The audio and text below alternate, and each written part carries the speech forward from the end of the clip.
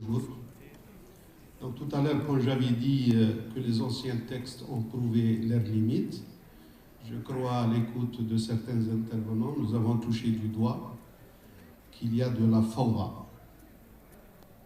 Tant mieux. Ça signifie tout simplement que cette loi est venue au bon moment pour mettre tout d'abord de l'ordre, beaucoup plus de clarté, beaucoup plus de transparence, d'équité et de liberté d'action. Sur les avantages qu'accorde cette loi, je crois que c'est des avantages qui vont au-delà de ce qui était prévu au titre des anciens textes. Mais nos problèmes demeurent les mêmes. Quand tout à l'heure, dans mon intervention, j'avais abordé la question de l'infrastructure.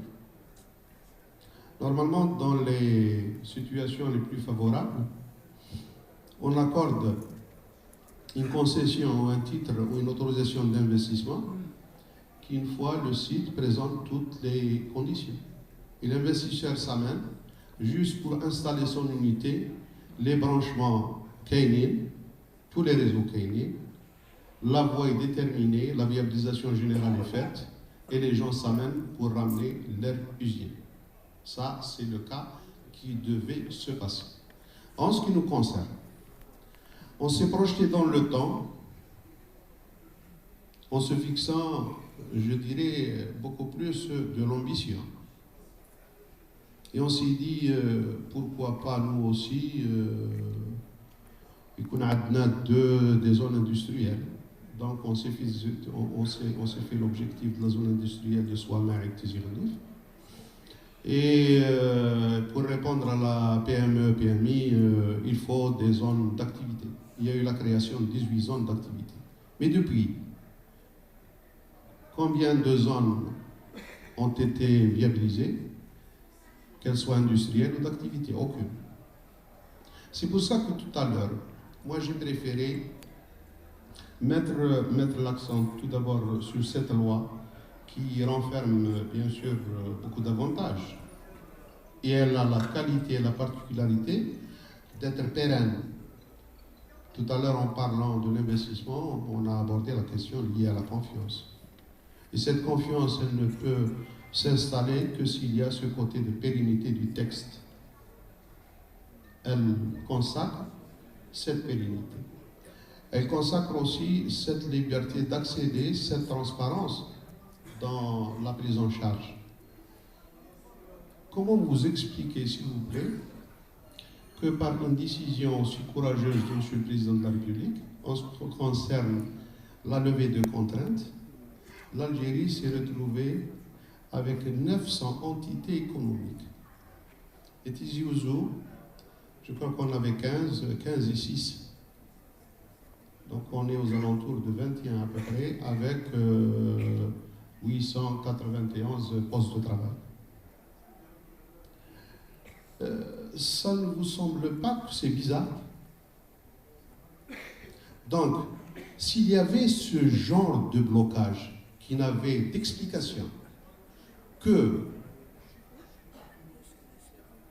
défaillance de l'écosystème en lui-même, c'est pour cela que l'un des intervenants tout à l'heure, il parlait de l'esprit, de l'état d'esprit. Je crois que c'est le monsieur de l'université de Mouloud. Il y a tout d'abord un problème d'état d'esprit qu'il faudrait. Il y a le texte qui s'amène avec tous ses avantages, mais il y a un grand chantier. Un chantier tout d'abord au plan opérationnel, à la prise en charge des zones industrielles et des zones d'activité, et un autre chantier qui s'attache ou qui s'accorde, qui revient à l'état d'esprit. L'état d'esprit à tous les niveaux. Nous allons plutôt la mise en œuvre liée la mise en œuvre du texte. Il faudrait que nos agents économiques ou opérateurs, tout d'abord, ils s'appliquent à la SEB le texte.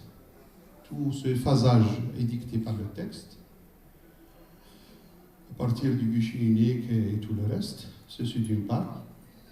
Ce qui va les obliger à faire de la bonne maturation de l'investissement pour qu'il soit éligible éligible au sens création de richesse. Je crois qu'on ne va pas tous s'orienter vers uniquement les services. Et tout ça va reposer sur la cartographie qui va être décidée, arrêtée, définie. C'est tout un environnement qui a été mis en cause d'une part et qui a été mis en dynamique grâce à cette loi. Je n'ai pas de grands commentaires sur la loi en elle-même, mais je préfère m'attacher ou accorder l'attention sur les effets provoqués par cette loi. Donc nous avons un chantier qui s'appelle attractivité pour réunir les conditions en structure routière, comme parlait le monsieur qui parlait de Tel Ahmed et la voie d'accès pour la zone d'activité. Nous avons un grand déficit en infrastructure énergétique qu'il faudrait aussi libérer. Nous avons aussi un déficit en termes d'aménagement des zones d'activité et des zones industrielles. Et là aussi, les pouvoirs publics, il faudrait qu'on arrive à les convaincre pour nous accompagner en termes de dépenses publiques pour la viabilisation de ces zones. Et en parallèle, nous avons une loi qui donne des garanties et nous avons des opérateurs qui n'attendent qu'à s'embarquer dans toute cette dynamique. Je crois qu'aujourd'hui, c'est une nouvelle ère, c'est un nouveau départ auquel on doit tous adhérer. De votre présence, moi je suis tranquille. Nous allons tous adhérer. Et là, je vous signale, ou je vous informe, qu'il y a un premier travail qui est initié par le département de l'Intérieur, en l'occurrence la prise en charge des zones d'activité. Il y a aussi un suivi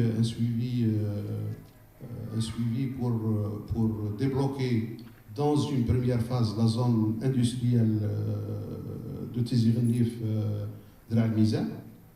Donc on est condamné à suivre ces étapes. Les résultats de l'ancienne approche ont donné leurs résultats, ont donné leurs limites. Aujourd'hui, on parle de 1500 demandes. Et puis, en bas, on doit affronter les réalités. On doit aménager les zones d'activité. On doit aussi réunir les conditions économiques à toute dynamique économique. Les élus locaux doivent s'impliquer de la manière la plus concrète et la plus engagée pour libérer tout ce préalable à une relance réelle de l'investissement au niveau de notre village. Je crois que ce qui s'est passé n'est que la conséquence d'une défaillance d'approche. Et aujourd'hui, avec le nouveau texte, je crois, tel que nous sommes, les gens qui sont concernés par la chose, administration, élus, opérateurs économiques, nous sommes conscients que seule cette approche de synergie, et synergie contrôlée, parce qu'il y a les autres formes de synergie contrôlée, qui doit être prise en charge sérieusement. Donc nous avons un chantier de cartographie, on doit connaître les territoires et savoir où est le haja اللي نحتاجوها, où est le haja qui peut passer chez nous. C'est déjà engagé.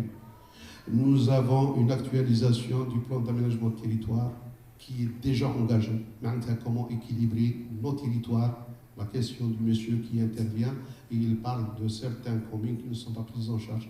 Ils vont être intégrés au titre de la dynamique du rééquilibrage. Et nous avons une mission en termes d'infrastructure économique pour une réelle et véritable relance de l'investissement. Merci de m'avoir écouté.